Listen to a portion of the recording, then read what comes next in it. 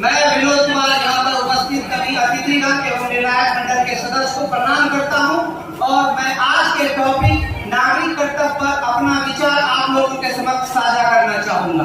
नागरिक, जब यह शब्द आप सर्वप्रथम सुनते हैं तो आपके दिलो दिमाग में क्या आता है?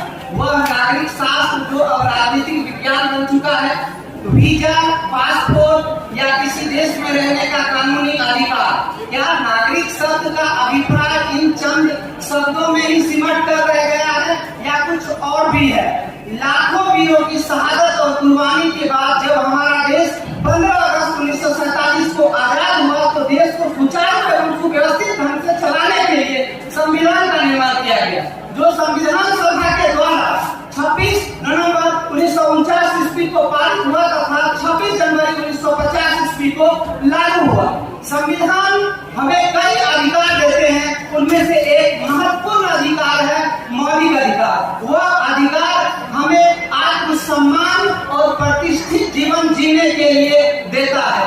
वही संविधान देश की आत्मसम्मान और प्रतिष्ठित जीवन जीने के लिए हमें मौलिक कर्तव्य की भी बात करते हैं। जिस तरह संविधान मौलिक अधिकार की बात संविधान के भाग 3 के अनुच्छेद 12 से लेकर 35 तक किया गया है, उसी संविधान में मौलिक कर्तव्य का भी बात संविधान के भाग 4A के अनुच्छेद 51A में विस्तृत रूप से किया गया है। आज बड़ी विडंबना की बात है कि हमारे देश के बुद्धिजीवी वर्ग जब किसी विशेष मुद्दे पर वो चर्चा करते हैं, वो मौलिक अधिकार की तो चर्चा करते हैं लेकिन वो मौलिक कर्तव्य की नहीं चर्चा करते हैं। जब आप इस देश से और इस संविधान से अपने मौलिक अधिकार की बात कर सकते हैं तो अपने मौलिक कर्तव्य की बात क्यों नहीं कर सकते हैं? आज जब सरकार का काम है कि हमारे जन सुविधाओं को पहुंचाना, जैसे घर घर बिजली पहुंचाना, लेकिन आप एक दिन में कितना यूनिट बिजली बचा पाते हैं, ये हमारा नागरिक कर्तव्य बनता है।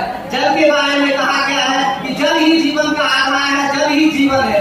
क्या जल तो सरकार के द्वारा घर घर नल जल योजना के द्वारा पहुंचाया जा रहा है क्या? लेकिन एक नागरिक होने के नाते हम उन जल को संरक्षित और सुरक्षित बनाने में सक्षम है? नहीं है। बहुत हद तक है, लेकिन अभी भी बहुत जरूरत है उन जल को संरक्षित और सुरक्षित रखने के लिए, ताकि आने वाली पीढ़ी उस जल से वंचित न रहे, वो जल किसी के घर की प्यास बुझा पाए।